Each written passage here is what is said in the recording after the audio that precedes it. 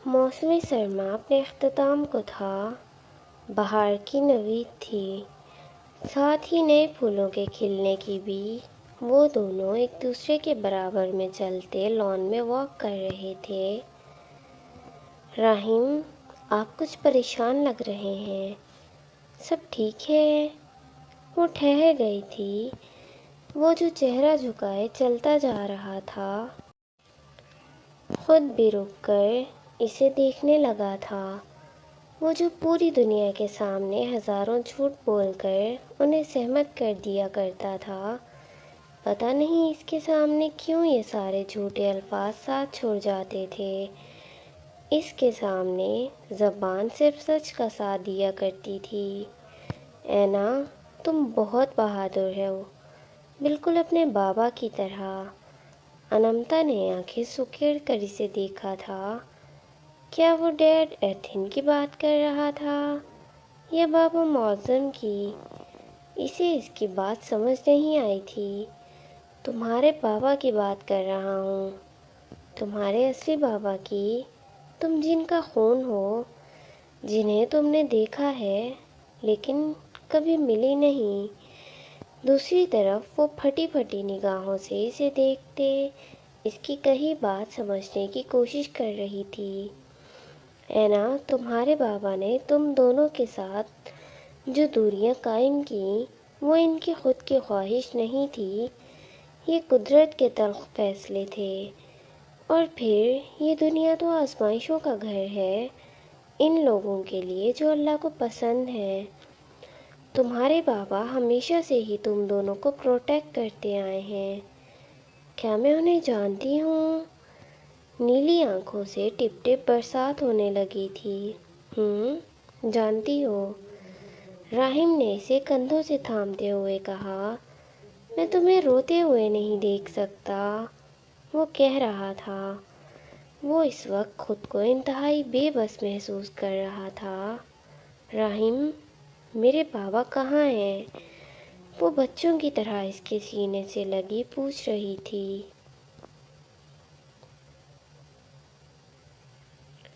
اس نیم وا کمرے میں صرف وہ دو نفوس نہیں بلکہ 7 نفوس تھے۔ راہیم کو یہ فیصلہ لینا پڑا۔ صرف ایک نہیں بلکہ کئی زندگیاں اس فیصلے سے جڑی تھیں۔ وہ گولیوں سے بھری پسٹل داؤد خان کے بیٹے کی پیشانی پر رکھے کھڑا تھا۔ دوسری طرف حیات داؤد کی بیوی کے سر پر پسٹل رکھے کھڑی تھی۔ دوسری طرف لائبہ اور قاسم کھڑے تھے۔ یہ سب خود سے پلان کیا گیا تھا۔ داؤد خان کے ہاتھ میں موجود گن خالی تھی، جو وہ ہاتھ میں لیے بے بس سا کھڑا تھا۔ راہیم کی پوزیشن اب کے قاسم نے سنبھالی تھی۔ داؤد خان، اگر تم نے ذرا بھی چالاکی کی یا تمہاری زبان ذرا سی بھی لڑکھڑائی تو تم اچھے سے جانتے ہو کہ راہیم سلطان سے ظالم اس وقت کوئی نہیں۔ میں تمہیں تمہارے خاندان سمیت اسی وقت ختم کر دوں گا۔ وہ ایک ایک لفظ چبا چبا کر طیش کے عالم میں بولا تھا۔ اس کی آنکھوں میں اترا خون صاف دکھائی دیا تھا۔ راہیم نے اینا کی طرف دیکھتے اشارہ کیا۔ اس نے فوراً سے گردن پیچھے کی جانب کی تھی۔ داماد، مطلب تمہیں پتہ چل گیا؟ پاشا پوچھ رہا تھا۔ وہ اتنا تو جانتا تھا کہ راہیم سلطان کبھی بھی ہوا میں باتیں نہیں کرتا۔ وار ابھی بھی جاری تھے۔ جی بالکل، مجھے تو اسی دن شک ہو گیا تھا جب آپ نے اپنی بیٹی اور داماد کو محفوظ رکھنے کے لیے اپنے گارڈز بھیجے تھے۔ اعظم ہاشمی صاحب، سانس پھولی ہوئی تھی۔ آخر کے 3 الفاظ اس نے بڑی ہی ٹھہر ٹھہر کر مزے لیتے ہوئے ادا کیے تھے۔ اب تو پاشا کا ضبط جواب دے گیا تھا۔ وہ اس کے اصل سے بھی واقف تھا۔ وار میں مزید تیزی آئی تھی۔ آپ کی بیٹی کو ساری داستان سناؤں گا بعد میں۔ ان کے ابا جی کتنے ظالم اور بے رحم ہیں۔ پہلی بار داماد سے ملے اور استقبال دیکھو کتنا شاندار کیا ہے۔ آخر میں اس نے سر جھٹکا تھا، سانس ویسے ہی پھولی تھی۔ نانا بنایا ہے میں نے آپ کو، کچھ تو رحم کریں۔ وہ پھولی سانسوں کے ساتھ کہہ رہا تھا۔ آپ کے بھتیجے اور میرے دوست کا کیا حال ہے، یہی بتاؤں؟ آپ کے بھتیجے اور میرے دوست کا کیا حال ہے، یہی بتا دیں۔ آپ کے چہرے پر مسکراہٹ تھی۔ آپ کیا چاہتے تھے کہ وہ بھی آپ کی طرح گمنامی کی زندگی گزارے؟ آپ جانتے بھی ہیں کہ وہ باپ بننے والا ہے، اس کی فیملی ہے، بیوی، بچے، ماں، باپ، دوست۔ کیا وہ بھی آپ کی طرح بے حس ہو جائے؟ اپنی اولاد کو بھلا دے، ماں باپ کو بھلا دے۔ رحیم، کسی نے پیچھے سے پکارا تھا۔ وہ آواز، وہ کتنے عرصے بعد سن رہا تھا۔ رحیم نے رخ پھیر کر اس کی طرف دیکھا تھا۔ پاشا کے وار کرتے ہاتھ تھمے تھے۔ رحیم نے اس کی طرف قدم بڑھائے تھے۔ آج بھی ہر اٹھتا قدم 10-10 من کا لگا تھا، جیسا اس رات لگا تھا جب اسے لگا کہ اس نے اذلان کو ہمیشہ کے لیے کھو دیا تھا۔ وہ بے ساختہ ہی اب اس کی طرف بڑھتے ہی اس کے گلے لگا تھا۔ قاسم بھی ان دونوں سے آ لگا تھا۔ کتنے وقت بعد وہ تینوں اس طرح سے گلے ملے تھے۔ وہ دن جو اس کے بغیر گزرے تھے بے حد کٹھن تھے۔ اذلان، تو ٹھیک تو ہے نا میرے بھائی؟ وہ اب اس سے الگ ہو کر اسے دیکھتے بولا تھا۔ قاسم بھی اسے ہی دیکھ رہا تھا۔ رحیم، میں بالکل ٹھیک ہوں، اور اس سب میں چچا جان کی کوئی غلطی نہیں ہے۔ رحیم، میں کوما میں تھا، مجھے کل ہی ہوش آیا ہے۔ اگر پہلے آ جاتا تو چچا جان ایک لمحے کے لیے بھی مجھے تم سب سے دور نہ کرتے۔ یہ قدرت کا فیصلہ تھا۔ میں تو آج بھی وہیں کھڑا ہوں جہاں تھا۔ میرے لیے زندگی آج بھی وہیں سے شروع ہوئی ہے۔ ان دنوں جو کچھ بھی ہوا اس سب سے بے خبر۔ کیا اس کے فرائض بس یہیں تک تھے؟ پاشا نے واپسی کے لیے رخ پھیرا تھا۔ سیاہ آنکھوں نے سیاہ آنکھوں میں اپنا عکس چھوڑا تھا۔ سامنے وہ کھڑا تھا، شہریار اعظم ہاشمی، اس کا بیٹا، اس کا خون۔ وہ واقعی میں اپنے باپ کا عکس تھا۔ قداور، صاف رنگت، سیاہ بال، وہی گہری سیاہ آنکھیں۔ پاشا نے نظریں جھکا دی تھیں۔ وہ جو اپنی سیاہ آنکھوں سے سامنے والے کو منجمد کر دیا کرتا تھا، آج لگا تھا جیسے اس کے بیٹے کی سیاہ آنکھیں اسے منجمد کر دیں گی۔ شہریار بے تاثر سا اسے ہی دیکھ رہا تھا۔ وہ اس کا باپ تھا، اس میں تو کوئی شک نہیں۔ کیا وہ اب بھی اپنے باپ سے نفرت کرتا تھا؟ کیا وہ اپنے کیے فیصلوں پر آج بھی قائم رہ سکے گا؟ آج وہ انسان اس کے سامنے کھڑا تھا، جس کا عکس کبھی اس کے کینوس کی نظر ہوا تھا۔ اس کا اصل، اس کی شناخت، وہی گمنام انسان جو راتوں کو اسے تسلیاں دیا کرتا تھا، اس کی ہمت باندھتا تھا۔ آج دیکھ کر لگتا تھا کہ جیسے اسے خود کو بھی ہمت کی ضرورت تھی۔ پاشا کے لب کچھ بولنے کے لیے کھلتے تھے، پھر بند ہو جاتے تھے۔ وہ دیکھ رہا تھا، وہ کچھ کہنا چاہتے تھے، شاید اپنی صفائی دینا چاہتے تھے۔ شہریار نے ان کی طرف قدم بڑھائے تھے۔ وہ ان کے قریب آ رہا تھا۔ بابا، آپ نے ایسا کیوں کیا؟ آواز کسی کھائی سے آتی محسوس ہوئی تھی۔ اس نے انہیں بابا کہا تھا۔ بابا! پاشا کو سنائی دیا تھا۔ وہ یکدم ان سے لپٹ گیا تھا، ننھے بچوں کی طرح۔ یہ وہ بدقسمت باپ تھا جو اپنے بچے کی پیدائش کے پورے 24 سال بعد اسے گلے لگا رہا تھا۔ آج وہ سخت مزاج پاشا موم کا ڈھیر بن گیا تھا۔ وہ شہریار کے بالوں کو سہلا رہا تھا جو سختی سے اس سے لگا کھڑا آنسو بہا رہا تھا، جیسے کوئی ننھا بچہ اپنے باپ کے سائے میں تحفظ محسوس کرتا ہے۔ آج اسے بھی کچھ ایسا ہی محسوس ہوا تھا۔ وہ اس کا اصل باپ تھا۔ وہ مہر علی خان کی طرح اسے کبھی نہیں دھتکارے گا۔ رحیم کے موبائل پر رنگ ہوئی تھی۔ وہ کال سننے کے لیے اب دوسری طرف گیا تھا۔ اب کہ وہ وہاں کچھ اور لوگ بھی آتے دکھائی دیے تھے۔ وہ معظم صاحب، سعدیہ اور دادی جان تھے جو ہکا بکا سی اس منظر کو دیکھ رہے تھے۔ اذلان معظم صاحب ایک ہاتھ سے دادی جان کو سہارا دیے ہوئے اندر آتے حیرانگی اور خوشی سے بولے تھے۔ اعظم صاحب فوراً ان کی طرف بڑھے تھے۔ ماں جی، وہ اب جھک کر اپنی والدہ کے گلے لگے تھے۔ میرا بچہ اعظم! دادی جان محبت سے ان کا چہرہ چوم رہی تھیں۔ ممی! اذلان بھی سعدیہ کو پکارتے ان کی طرف بڑھا تھا۔ میرا بچہ! سعدیہ کی آواز بھی بلند ہوئی تھی۔ اذلان میرا بچہ! وہ اس سے گلے ملی تھیں۔ اذلان! وہ بار بار اسے اس کے نام سے پکار رہی تھیں۔ آنسو اب ٹوٹ ٹوٹ کر آنکھوں سے رواں ہونے لگے تھے۔ کس کی کال تھی؟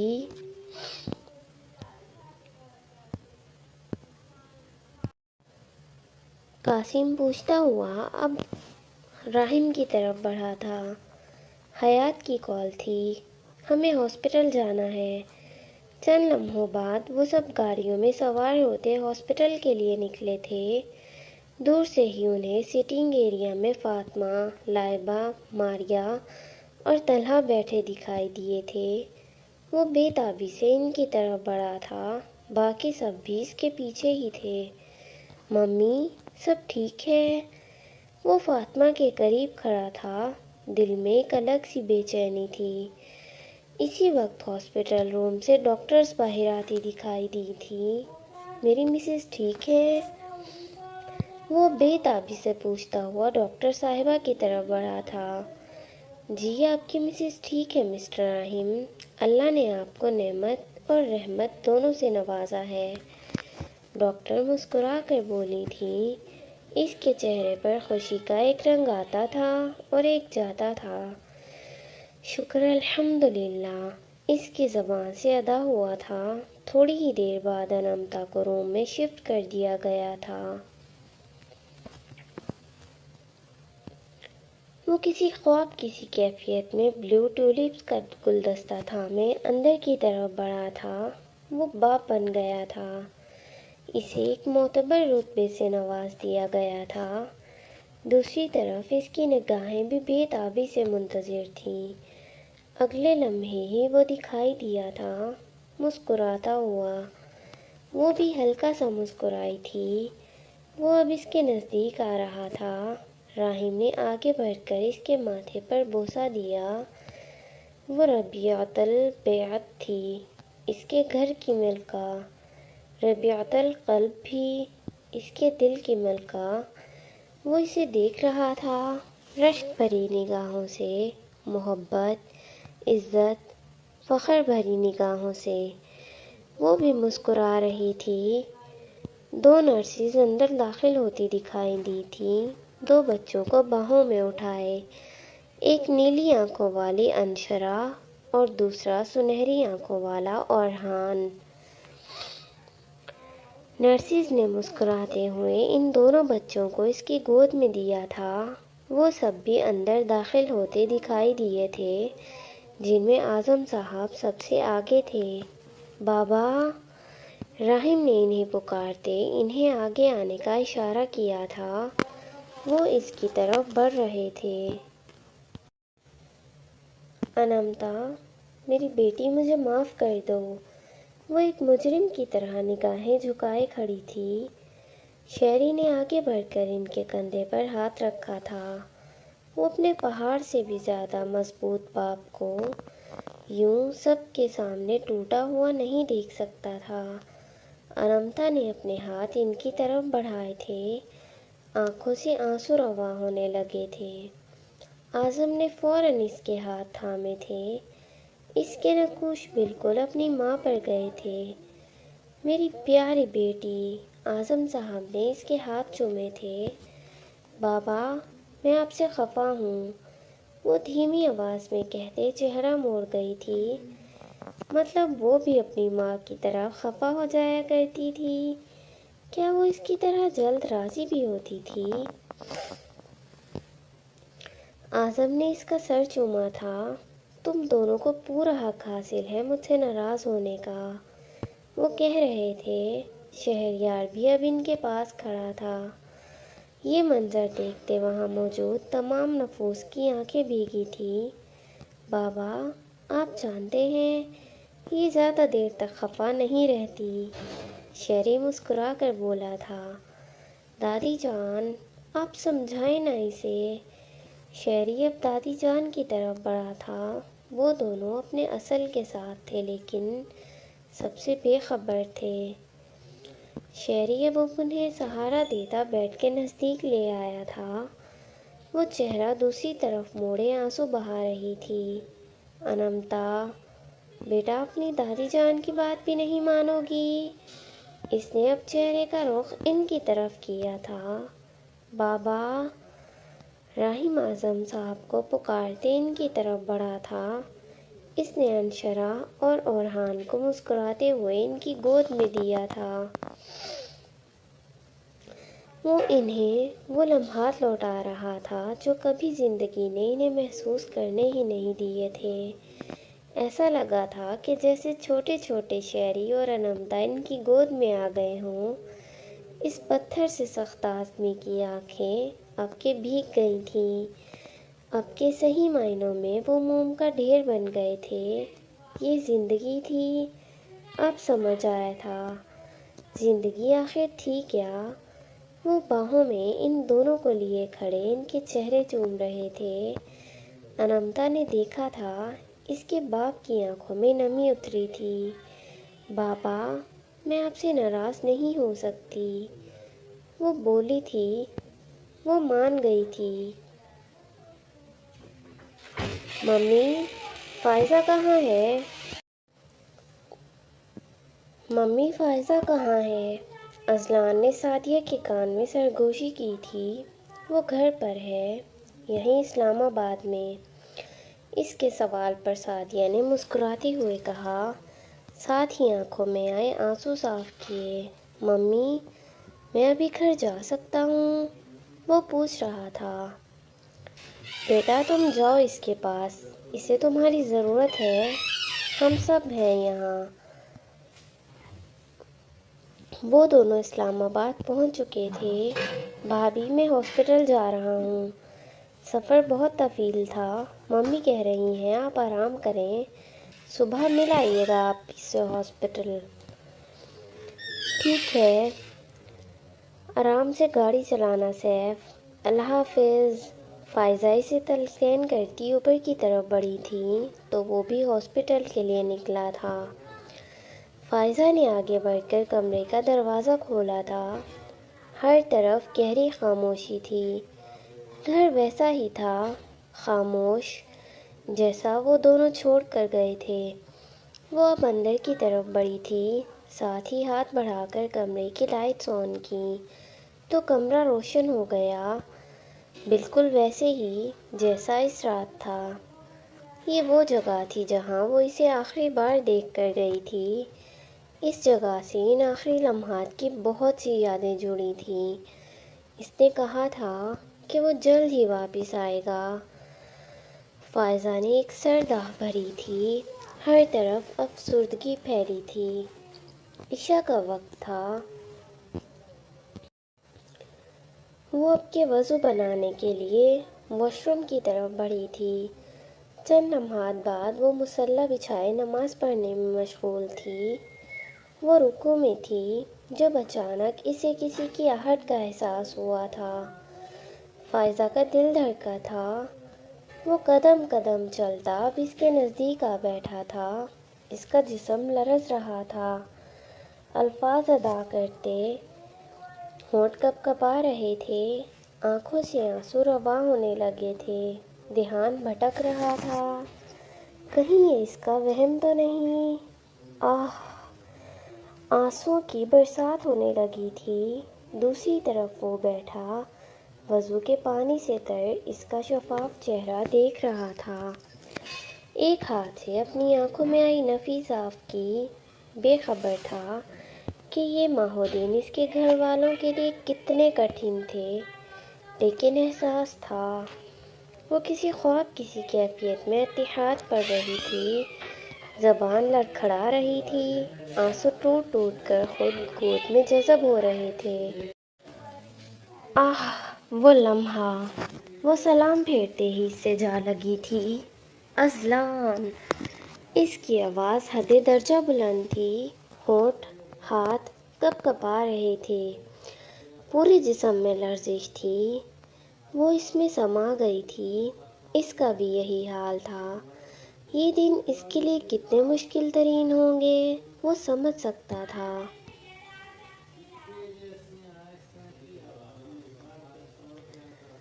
اگلے دن کی صبح سیف اور شہری ہاسپٹل کے کوریڈور میں کھڑے تھے، خوشیاں واپس سے لوٹ آئی تھیں، وہ دونوں تو واقعی میں بھائی تھے، جڑواں نہ سہی، چچا زاد ہی سہی۔ لائبہ ان دونوں کی طرف بڑھی تھی۔ شہری، یہ تمہارے بابا ہیں نا؟ تم بالکل ان سے ملتے ہو۔ لائبہ دور بیٹھے اعظم معظم صاحب کو دیکھتے شہری کے پاس آ کر بولی تھی، جی شہری کے بابا ہیں اور آپ کے ہونے والے سسر، اب آپ جائیں، جا کر ان کے پاؤں چھوئیں اور آشیرواد لیں۔ سیف نے کہتے ساتھ ہی بدتیسی کی نمائش کی تھی۔ شہری نے اسے ایک عدد گھوری سے نوازا، تم یہ انڈین ڈرامے دیکھنا بند نہیں کرو گے؟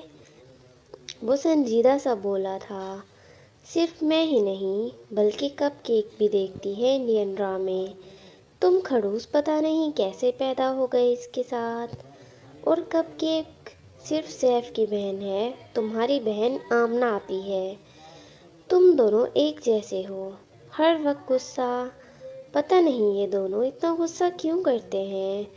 وہ بولتا ہوا اب خفا سا ہو گیا تھا۔ شہری، لائبہ نے بھی اسے ایک عدد گھوری سے نوازا تھا۔ شہری نے ایک سرد آہ بھری، مان جائے گا، اسے عادت ہے جلدی خفا ہونے کی، دیکھتا ہوں میں۔ وہ اب کے سیف کے پیچھے باہر ہی گیا تھا۔ 4 دن کے بعد آخرکار اسے ہاسپٹل سے ڈسچارج کر دیا گیا تھا۔ اسحاق ہاؤس بھی ان ننھے فرشتوں کی کلکاریوں سے گونج اٹھا تھا۔ ماریا اور لائبہ دونوں انامتا کے ساتھ ہی بیڈ پر انشرا اور اورہان کو گود میں لیے بیٹھی تھیں۔ انامتا، فائزہ اور حیات تینوں باتوں میں مصروف دکھائی دیتی تھیں۔ سارے مرد حضرات لاؤنج میں تھے، پورے گھر میں محفل کا اثر سما تھا، ہر طرف ہنسی مسکراہٹیں جو کچھ عرصے پہلے سب کے ہونٹوں سے روٹھ چکی تھیں، اب واپس سے لوٹ آئی تھیں۔ شہریار اپنے بابا کے برابر میں بیٹھا تھا، پورے وثوق و حق کے ساتھ۔ اعظم صاحب جو سب کے ساتھ باتوں میں مصروف تھے، اب انہوں نے اپنے برابر میں بیٹھے شہریار کی طرف دیکھا تھا، ساتھ ہی محبت سے اس کا ہاتھ تھاما۔ اب وہ اسحاق صاحب کی طرف دیکھتے ان سے مخاطب تھے، اسحاق صاحب، اگر میں آپ سے آپ کی زندگی کی سب سے انمول چیز مانگ لوں تو کیا آپ مجھے وہ دیں گے؟ ان کی کہی بات پر اسحاق صاحب مسکرائے تھے، ساتھ ہی ان کے برابر میں بیٹھے شہریار پر ایک نظر ڈالی۔ سمجھ تو وہ گئے تھے کہ آخر اعظم صاحب کس بارے میں بات کر رہے تھے۔ شہریار کے برابر میں بیٹھے سیف نے اب مسکراہٹ دبائے شہری کو کوہنی ماری تھی، لیکن دوسری طرف شہری کوئی بھی اثر لیے بغیر سنجیدہ سا بیٹھا تھا۔ جو بھی تھا، لڈو تو اس کے من میں بھی پھوٹ رہے تھے۔ یہاں دال نہیں گلنے والی تھی۔ اب کہ سیف پرسکون سا وہاں سے اٹھا تھا، قدموں کا رخ انمتا کے کمرے کی طرف تھا۔ سیف صاحب کے دماغ میں کس وقت کیا چل رہا ہے، وہ تو صرف وہی جانے۔ اس کے پیچھے کمرے میں فاطمہ اور سعدیہ باتوں میں مصروف سی اب داخل ہوئی تھیں۔ برابر میں میڈ چائے اور سنیکس کی ٹرالی لیے آ رہی تھی۔ اب وہ چائے بنا کر سب کو سرو کر رہی تھیں۔ باہر پتہ ہے کیا ہو رہا ہے؟ چچا جان شیری کا رشتہ پکا کر رہے ہیں۔ سیف کے لگائے گئے اندازے جو اس نے کسی دھماکے کی طرح کمرے میں آ کر پھوڑے تھے، وہ ساری ہکا بکا سی اسے دیکھ رہی تھی۔ لیکن کس کے ساتھ؟ لائبہ بیڈ پر کھڑے ہوتے دھڑکتے دل کے ساتھ بولی تھی، ساتھ ہی جلدی سے جھک کر اورحان کو فائزہ کی گود میں لیا۔ مجھے کیا پتا، انہوں نے شاید پہلے سے ہی کوئی لڑکی پسند کی ہوئی تھی اس کے لیے۔ کمینگی کی حد تھی ویسے سیف۔ انمتا نے سیف کی بات سن کر اب لائبہ کو دیکھا تھا۔ اس کے چہرے کی رنگت یک دم اڑی تھی، چہرہ یک دم مرجھا گیا تھا۔ لائبہ دونوں پہلوؤں میں بازو گرائے واپس سے بیڈ پر بیٹھ گئی تھی۔ یہ تو بیٹھ گئی، سیف نے سر کھجائے دل میں سوچا تھا۔ کوئی لائبہ ہے؟ ہاں، کسی لائبہ نام کی لڑکی کی بات ہو رہی تھی، وہ کہتے ہوئے مڑا تھا۔ لائبہ جو چہرہ جھکائے افسردگی سے بیٹھی تھی، اب اس کی کہی بات پر کھل اٹھی تھی۔ سیف واپس چلا گیا تھا۔ ماریہ بھی اب انشرا کو انمتا کے برابر میں لٹاتے اٹھی تھی۔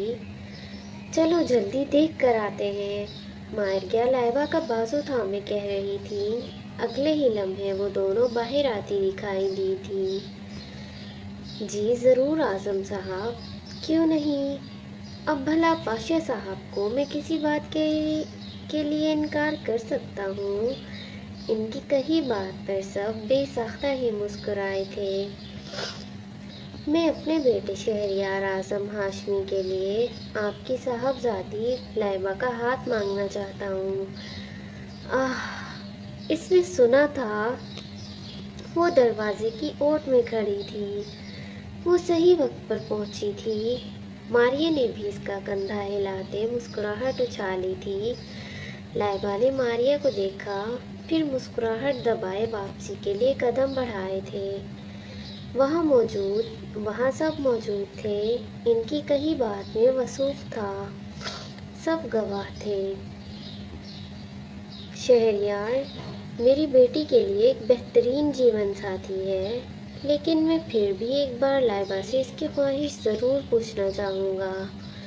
ہمارا اسلام بھی ہمیں یہی سبق دیتا ہے کہ اولاد کی شادی کے لیے اس کی اپنی خواہش کو بھی مد نظر رکھنا چاہیے۔ میں جانتا ہوں کہ وہ میرے فیصلے پر سر تسلیم خم کر جائے گی، لیکن پھر بھی میں اس کا حق اسے دینا چاہتا ہوں۔ جی ضرور اسحاق صاحب، یہ تو بہت اچھی بات ہے۔ آپ پہلے لائبہ بیٹی سے بات کر لیں، اور جہاں تک میرا خیال ہے، شہریار سے تو مجھے پوچھنے کی بھی کوئی ضرورت نہیں۔ کیوں شہریار؟ اعظم صاحب نے آئی بروز گائے پوچھا تھا۔ باپ استاد ہو جائے، وکیل ہو جائے، وزیر اعظم ہو جائے، لیکن کبھی بھی ایک سیکرٹ ایجنٹ نہ ہو۔ شہریار نے آنکھیں سکیڑے اپنے ابا جان کی طرف دیکھا تھا۔ میرے فون پر مجھ سے زیادہ نظریں تو ان کی تھیں۔ سب چائے پینے میں مصروف دکھائی دیتے تھے۔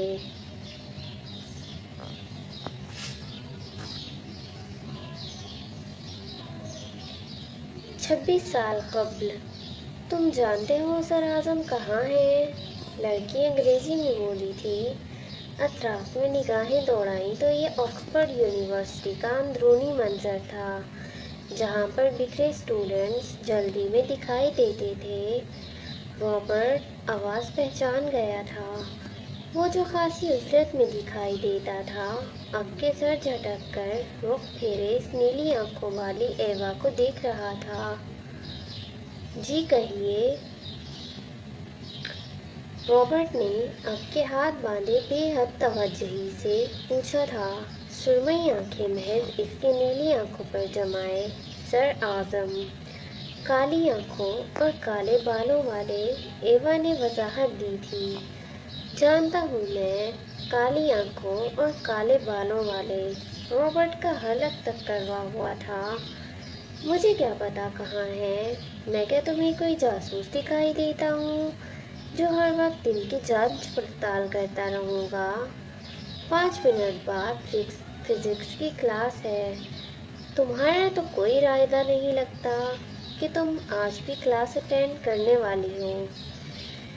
خیر، میں نے آخری بار انہیں لائبریری میں دیکھا تھا، وہ کہتے ساتھ ہی اب کے مڑا تھا، وہ بھی مڑ گئی تھی۔ رابرٹ جانتا تھا اب یہ راستے ہمیشہ ہی خفا رہنے والے تھے، جدا رہنے والے تھے۔ یہ زہر تھا ان سیاہ آنکھوں کا جو ان نیلی آنکھوں کو مبتلا ہو چکا تھا۔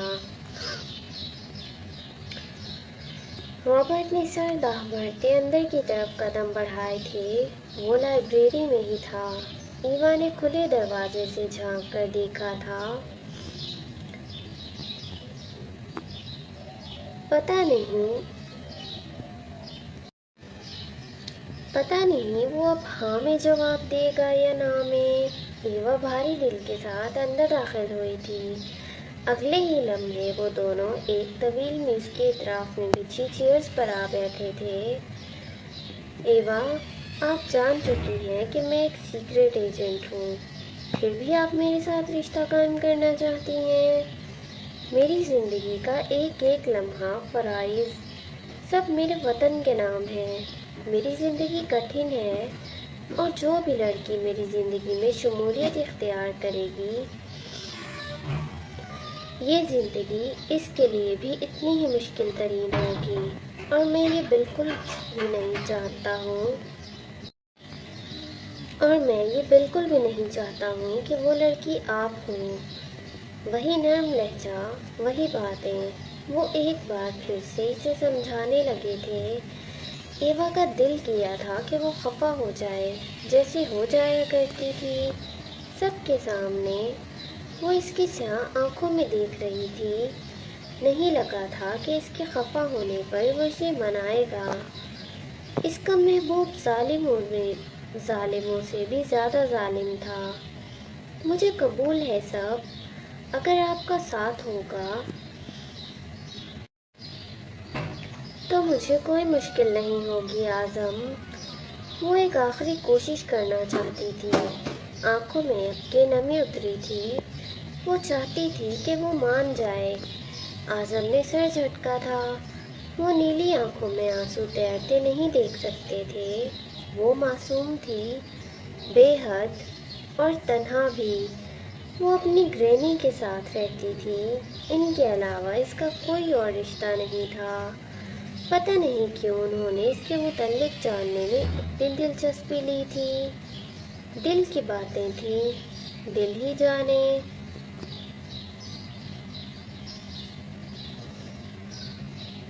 1 سال بعد اعظم کو گئے اب کے 4 گھنٹے گزر چکے تھے۔ وہ صرف مارکیٹ تک گئے تھے۔ ایوا ان یخ بستہ ہواؤں کی فکر کیے بغیر باہر گیٹ پر کھڑی تھی کہ اب اعظم آ جائیں۔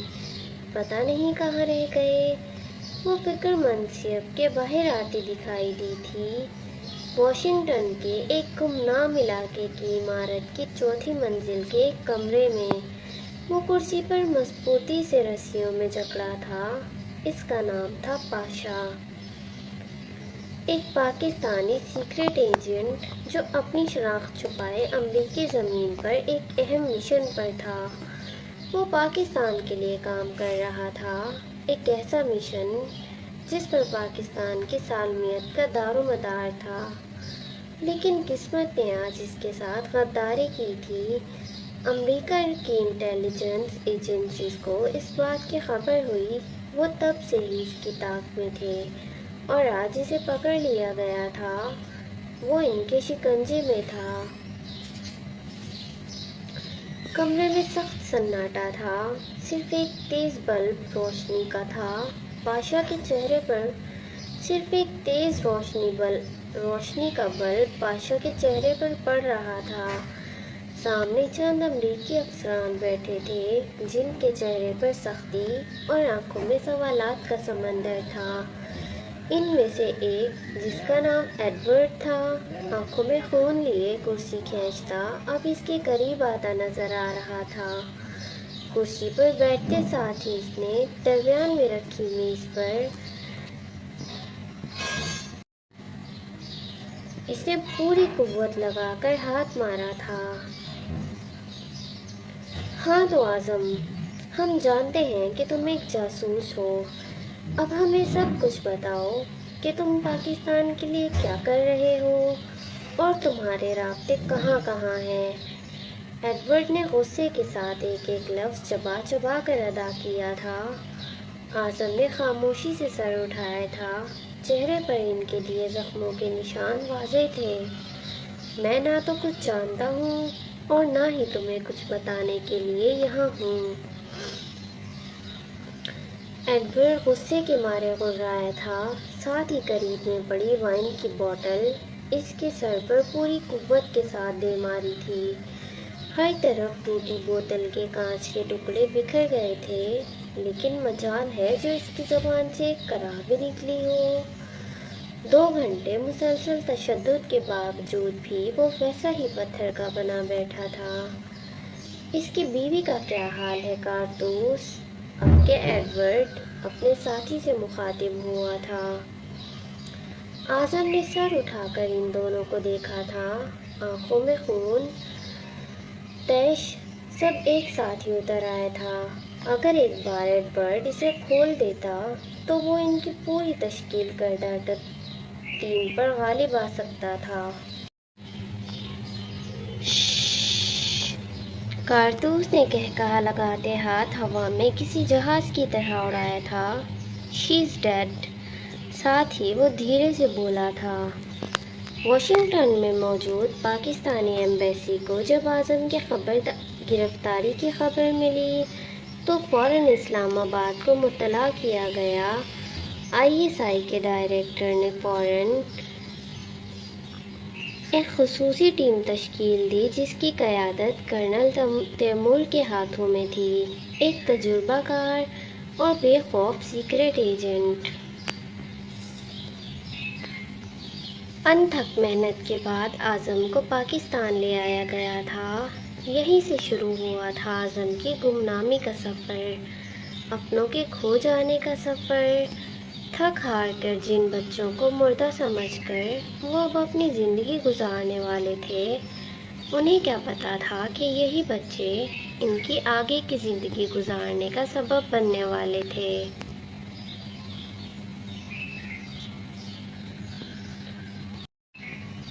مستقبل۔ بڑی ہی مہارت کے ساتھ اس کے ہاتھ کینوس پر چل رہے تھے۔ آخر 4 ماہ بعد اس کا وہ آرٹ ورک اپنے اختتام کو پہنچنے والا تھا جس میں وہ چاروں تھے، ان کی پوری فیملی، ان کی ماں ایوا بھی۔ تمہارا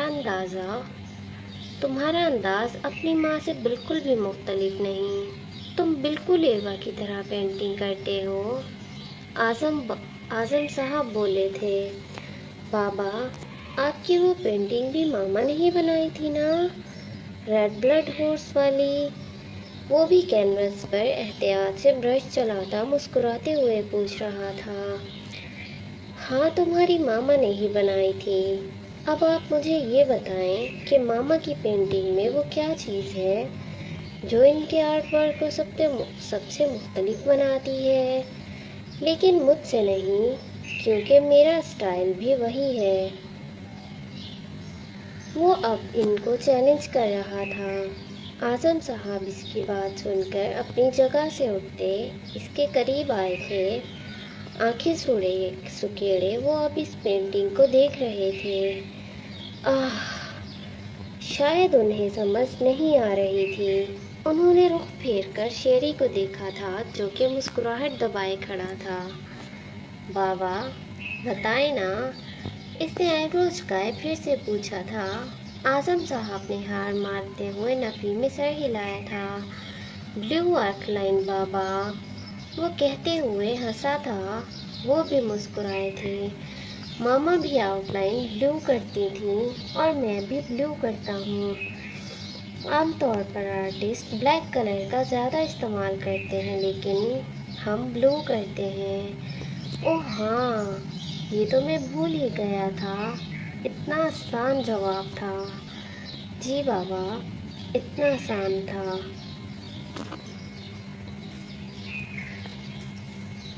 رات کا وقت تھا۔ وہ غائب دماغی سے کمرے سے ملحقہ بالکنی میں کھڑی خلا میں گھور رہی تھی۔ سیاہ آسمان پر پھیلی تاروں کی چادر، ارد گرد چھائی خاموشی، فضا میں سکوت کے ساتھ پھیلی ہلکی سی خنکی کی رمق۔ یکدم ہی ہونٹوں کو مسکراہٹ نے چھوا تھا۔ وہ سر جھکائے مسکرائی تھی۔ اب کی نگاہیں انگشتِ دل میں پہنی اس نیلے لکیریں والی انگوٹھی پر جا ٹکی تھیں۔ اس کی زندگی سے جڑی ہر قیمتی شے سے بھی زیادہ قیمتی تھا وہ، وہی جو ساحر تھا، جو لفظوں سے اپنی محبت کا سحر پھونکنا بہت اچھے سے جانتا تھا۔ کیوں شرمایا جا رہا ہے؟ اس کے عقب سے آواز آئی تھی۔ وہ یکدم ٹھٹک کر مڑی۔ پتہ نہیں وہ کب اس کے پیچھے آ کر کھڑا ہوا۔ اسے خبر ہی نہیں ہوئی تھی۔ میں تو نہیں شرما رہی، وہ اب کے سنبھلتے ہوئے بولی تھی۔ واقعی؟ وہ جیسے اس کی بات سن کر محظوظ ہوا تھا۔ قدم آہستہ آہستہ اسی کی طرف بڑھ رہے تھے۔ شرما نہیں رہی تھی پھر کیا سوچ رہی تھیں؟ یہ بتاؤ۔ اس نے اب ذرا سا جھک کر آہستہ سے اس کے کانوں میں ایک سرگوشی کی تھی۔ وہ ٹیرس سے لگی کھڑی تھی۔ راحم نے اس کے دونوں ہاتھ تھامتے اسے اپنے قریب کیا، ساتھ ہی مسکراہٹ دبائے پھر سے آئیبرو جھکائی۔ سنہری آنکھیں اس کی نیلی آنکھوں میں اپنا عکس تلاش کر رہی تھیں۔ ان آنکھوں میں بے پناہ محبت تھی، انسیت تھی۔ صرف اس کے لیے اظہار کی ضرورت بھی اب باقی تھی کیا؟ وہ ایک بار پھر سے مسکرایا تھا۔ سیاہ آسمان پر چمکتے ان گنت تارے، سمندر میں ٹھاٹھے مارتی طویل لہریں، درخت کی شاخوں پر لگے سرسبز پتے، بارش کے رمجم گرتے بے شمار ننھے قطرے، اور کائنات کی تخلیق کردہ ہر وہ خوبصورت شے جس کا شمار نوع انسانی کے لیے ممکن نہیں۔ راحم سلطان کو تم سے اس قدر محبت ہے۔ راحم نے آگے کو جھک کر اس کا ماتھا چوما تھا۔ اس نے ایک لمحے کے لیے آنکھیں بند کیں۔ آنکھیں بند کرتے بھی ایک وہی دکھائی دیتا تھا۔ راحم نے اب اس کی سرخ پڑتی ناک کو چھوا تھا۔ اینا، تم جانتی ہو نا، جاتا موسم تمہیں کتنا تنگ کرتا ہے؟ بیمار پڑ جاؤ گی۔ ابھی بھی اتنی سردی ہے۔ ناک اور گال دیکھو، سرخ ہو رہے ہیں سردی سے۔ اب وہ اس کے لیے خاصا فکر مند دکھائی دے رہا تھا۔ وہ مسکرائی تھی۔ اس کے معاملے میں وہ ہمیشہ سے ہی ایسا تھا، فکر کرنے والا، ہر ضد مان جانے والا۔ تم اپنا خیال بالکل بھی نہیں رکھتی۔ اب وہ اسے کندھے سے تھامے ہوئے تھا۔ وہ دونوں آہستہ آہستہ کمرے کی طرف بڑھ رہے تھے۔ خیر، دیر یا بدیر ہی صحیح، ان سب کی آزمائشیں بھی اپنے اختتام کو پہنچی تھیں۔ ہر آزمائش کے ساتھ خوشحالی کی نوید ہے۔